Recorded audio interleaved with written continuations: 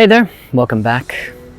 Adventures, life lessons, and a bit of reflection for myself. So today's adventure takes place in Croatia. And in Croatia, most of it for me consisted of a sailing tour from Split down to Dubrovnik and back. So as I'm sure you figured out in the last video, I love swimming. And of course, being on a boat, we stopped almost every day for swimming and I loved it. It took me a while to get off the courage, but ended up jumping off the boat and starting most days swims like that. Sometimes we were anchored near other boats, and so I would do my best to swim across the other boats and be a bit of a pirate and jump off their boats too. Also, if we were anchored near to the shore, I'd swim over to the shore, do a bit of exploring. And also one day I spent a bit of time exploring underneath the boat and just being a bit of a duck, I guess. So one of the places that the boat stopped at was Miljet National Park. It's a beautiful national park. A bunch of us from the boat cycled around the larger lake, and we stopped just by the ocean, and one of the guys knew how to pick up sea urchins. It was really amazing to feel one in my hand, partly because I've stepped on them before and they're very painful, and also just to feel it moving, this incredibly, in my mind, dangerous object just in my hand, moving about. It was an amazing feeling, and kind of cool to know that you can pick them up if you know how to do it. After finishing cycling around the lake, we caught a ferry into an island in the middle, and on this island, as well as some nice beer, there is a monastery. And it was a small monastery, nothing amazing, but quite cool. The altar was bathed in light, and in the background you could hear monks chanting, and it just felt like you were there, maybe back how it was back in the day. So it was really cool, and that particular day we had a beautiful sunset at the end, which was just wonderful.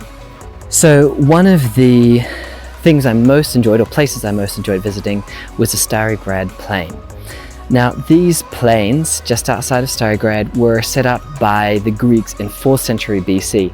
So it was just amazing to be walking beside these brick fences and divisions made, or brick walls I should say, divisions made so long ago and cared for by so many different generations of people. I got to, of course, see a bit of the farm and meet some of the farm animals, in particular the donkeys. Except for the young one, they didn't look particularly happy, so I hope the patting and the scratches made their life a little bit easier for that day. But it wasn't just about seeing stuff, it was also about taste.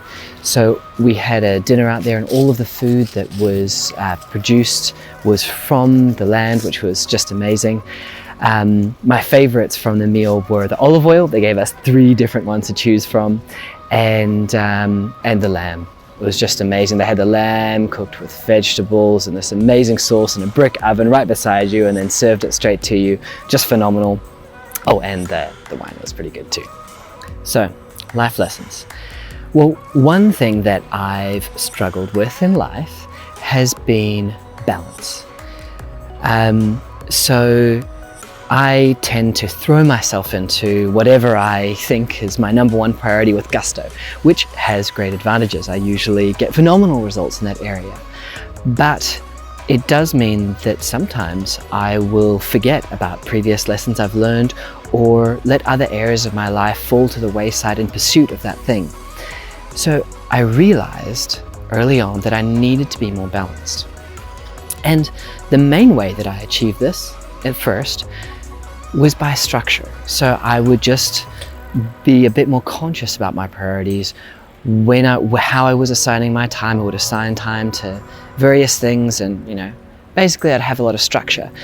But I realized after a few attempts at this that you can only put so much structure in place. It wasn't really a long-term solution. So how does this relate to the Croatian trip?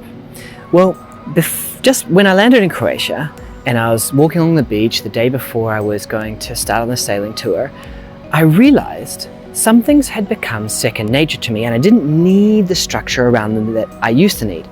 For example, weight control. I used to count calories and put all sorts of structure around my diet to try and make sure that I would control my weight and eat as healthy as I should. But I realized I hadn't been doing that for a while, instead I was asking myself, am I really hungry or am I just thirsty? And mainly only eating when I was actually hungry. And yeah, partly it would have been habits, definitely, that got drilled into me by the structure. But I think part of it was learning to trust myself. So I started on the Croatia trip to experiment with a few other areas. For example, sleep and exercise. With the sleeping, usually I'd have a schedule that I'd follow. But instead of that, I'd just ask myself, am I feeling tired? I should probably sleep more. Do I need a nap? All right, I should take one.